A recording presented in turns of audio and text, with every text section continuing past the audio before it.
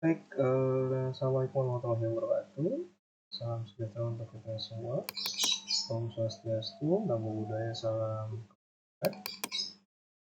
Yang saya hormati Bapak Muhammad Ikhwani Saputra, selaku dosen pengampu mata kuliah Cloud Computing. Mohon izin saya presentasikan beberapa jawaban yang telah saya kerjakan untuk pemenuhan tugas ujian akhir sekolah, ujian akhir semester mata mata kuliah Cloud Computing, program studi informatika Universitas Sabar Aisyah. Langsung saja, tidak panjang lebar, saya sebutkan untuk jawaban yang pertama, yaitu jelaskan masing-masing service software as service, utility computing, dan integrated network. Nah, software as service ini bisa dikatakan adalah model bisnis yang menyediakan aplikasi software melalui internet. Dalam model ini, penyedia aplikasi bertanggung jawab untuk menjaga dan memelihara infrastruktur teknologinya, serta mengupdate dan memperbaiki aplikasi. Layanan ini berbasis cloud, ya, ini dapat diakses dengan mudah melalui hubungan internet.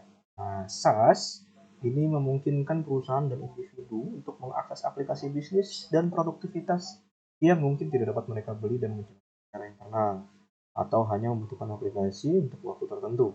Nah, contohnya biasa aja kayak email, kemudian Customer Relationship Management atau CRM, dan pengelolaan proyek. Nah, ini ada dua nih modelnya.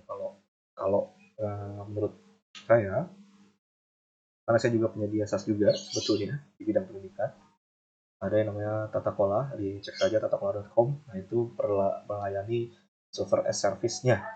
Jadi kalau SaaS ini service-nya itu murni pure dilakukan oleh penyedia platform tersebut. Contoh, Ruang Guru, Tata Kola, produk saya. Kemudian ada lagi seperti HR-nya, Talenta misalnya. Nah, itu semua pengelolaan servisnya itu ada di pihak kerjasama kita atau pihak perusahaannya, pihak vendornya gitu ya. Semua maintenance-nya, kemudian deployment-nya, developing-nya itu berdasarkan mereka dengan didasari oleh masukan-masukan dari kliennya mereka gitu. Nah, berbeda dengan penyedia internal. Kalau kita beli aplikasi, kita pasang sendiri di tempat kita, di kantor kita, itu baru internal. Semua pelayanannya ada di kita. Jadi penyedia softwarenya saja itu cuma melakukan pembuatan dan pengembangan. Bahkan tidak ada pengembangan, hanya pembuatan saja lalu dirilis, di-download, dibeli, lalu diakses. Dengan metadata ataupun dari kedua ini tetap menjadi pemilik hak ciptanya dari si pengembang gitu ya, pencipta. Nah, perbedaannya ada, kalau service SaaS ini atau service as a service ini servernya ada di pihak sana gitu ya, pihak perusahaan penyedia, berbeda dengan kita membeli aplikasi. Tapi persamaannya itu hak ciptanya tetap sama-sama dipegang oleh pembuat aplikasi tersebut. Gitu. Yang kedua, utility computing.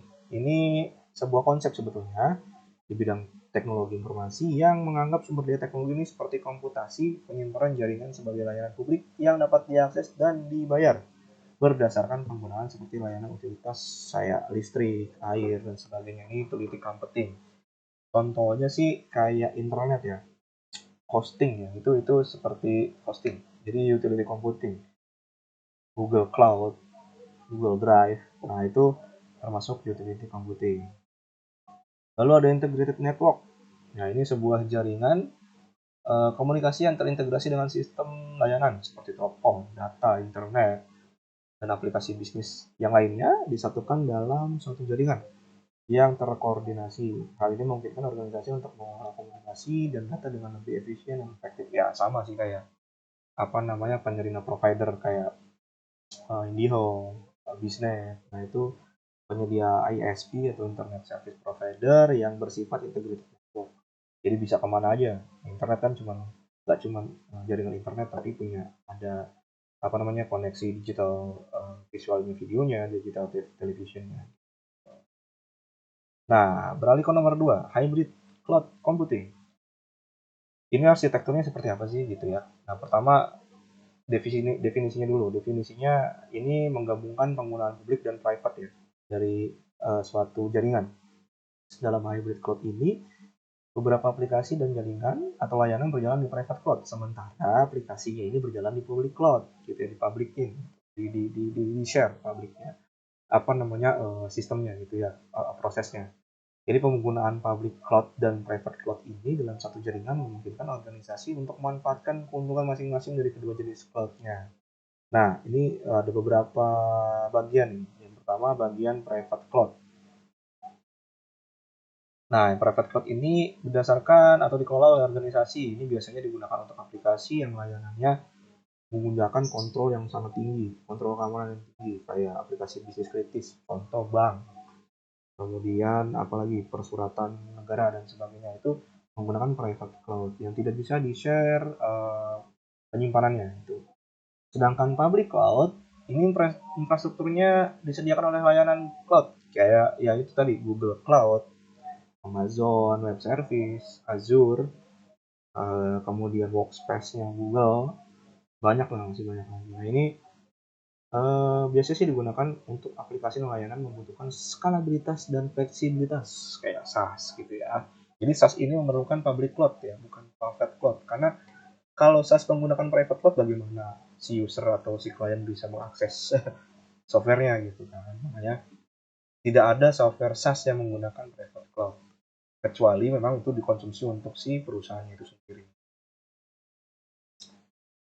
Lalu ada network connectivity. Nah, ini konektivitas jaringan antara private cloud dan public cloud. Network konektivitas ini memungkinkan organisasi untuk mentransfer data dan aplikasi antara kedua jenis cloud sesuai dengan kebutuhan. Dan yang terakhir ada cloud management. Ini platform nih atau alatnya. Ini digunakan untuk mengelola mengontrol aplikasi dan layanan dalam hybrid campuran. Ini adalah gambarannya.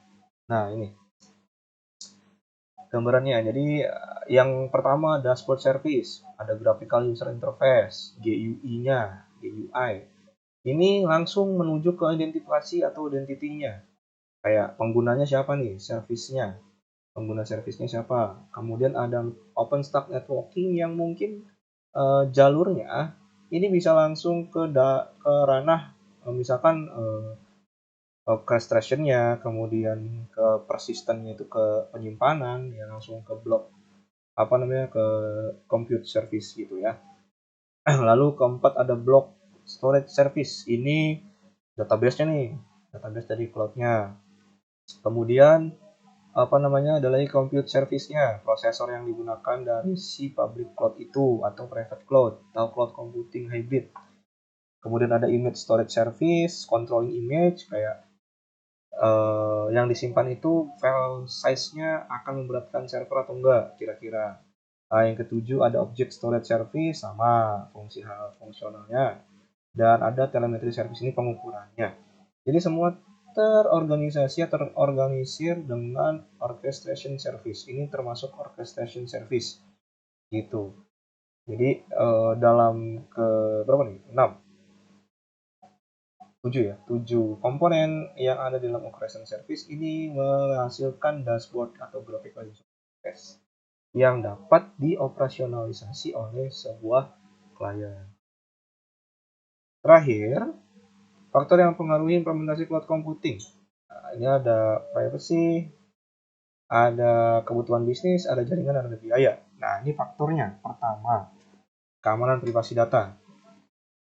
Ini memastikan bahwasanya data dan aplikasi berjalan di cloud aman dan terlindungi, itu pasti ya, dari ancaman keamanan kayak cybercrime, pencurian data, dan phishing. Yang kedua ada bisnis. Kebutuhan bisnis dalam dunia teknologi jagat ini diimplementasikan di cloud mayoritas, yang harus dipertimbangkan tentunya ya sebelum memutuskan jenis cloud apa yang mau digunakan.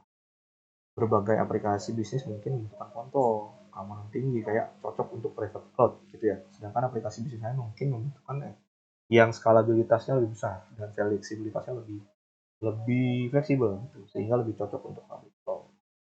Lalu ada jaringan. Nah, jaringan ini ya sudah pasti jaminan lah ya setiap penyedia cloud computing gitu. Kayak ya harus dipertimbangkan kita mau skala persisten kunjungannya berapa sehari, 1000, 2000, 10.000, 20.000, 100.000 atau 1 juta pengunjung gitu. Itu bisa terresistensi di jaringan tersebut. Yang terakhir ada biaya. Ini kalau nggak ada biaya ya mungkin nggak bisa kita pakai ini di teknologi cloud computing. Nah, ini faktor paling penting nih, makanya implementasi cloud computing ini biasanya dikeluarkan untuk implementasi dan pemeliharaan cloud dengan anggaran dan tidak memberikan beban terlalu besar pada keuangan organisasi. Ya, ini sisi yang mungkin menjadi perhatian banyak orang. Kalau pakai cloud computing biayanya besar nggak sih? Mahal nggak sih? Dan sebagainya. Tergantung kapabilitas dan kapasitas pemakaian kebutuhannya kayak. Oh, yang terakhir ini ada keuntungan cloud computing dengan kerugian cloud computing. Keuntungannya bisa jelas ekonomis, skalabilitas, fleksibilitas, portabilitas, disaster recovery, keamanan, ketersediaan hingga mobile workforce. Nah, ini 8 ya, 8 keuntungan yang bisa kita dapatkan menggunakan computing. Lalu ditambah atau dilawan dengan kerugian yang cuma 3. Yang pertama itu ini tergantung banget sama internet. Kita nggak jauh-jauh dari internet. Wah, dari pagi sampai ke besok pagi lagi kita pasti akan berhubungan dengan internet. Yang namanya penyimpanannya disimpan di awan atau di server cloud, berarti membutuhkan jaringan untuk mengaksesnya. Kalau nggak ada jaringan, kita juga nggak bisa akses. Nah, tergantung lah ya. Lalu kedua, keamanan ya. Ini masih ada kekurangan juga nih keamanan. Ini memiliki beberapa fitur keamanan. Aplikasi dan data masih bisa terkena ancaman-ancaman seperti cyber. Makanya penyedia cloud, Google Drive Cloud ya, Google Cloud, kemudian Web Service, Amazon, Azure dan lain sebagainya itu masih terus mengembangkan sistem keamanan yang hebat. Sudah sampai di titik ini pencapaian mereka sudah sampai. Dan yang terakhir, keterbatasan kontrol. Biasanya organisasi ini kehilangan kontrol nih.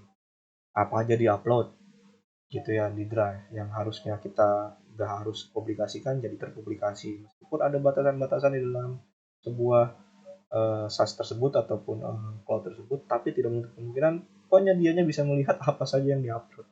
Seperti WhatsApp, kita kirim WhatsApp dengan seseorang yang tidak bisa kita publikasikan isinya apa, tiba-tiba di WhatsApp dan itu masih terlihat. Meskipun ada yang namanya enkripsi end to end, tetap tidak bisa dijamin. Tuh. Mungkin cukup. Terima kasih penjabaran beberapa jawaban yang telah saya uraikan dalam kesempatan kali ini. Terima kasih. Kurang lebihnya mohon maaf. Wabillahi taufiq wal hidayah. Wassalamualaikum warahmatullahi wabarakatuh. Salam uncia.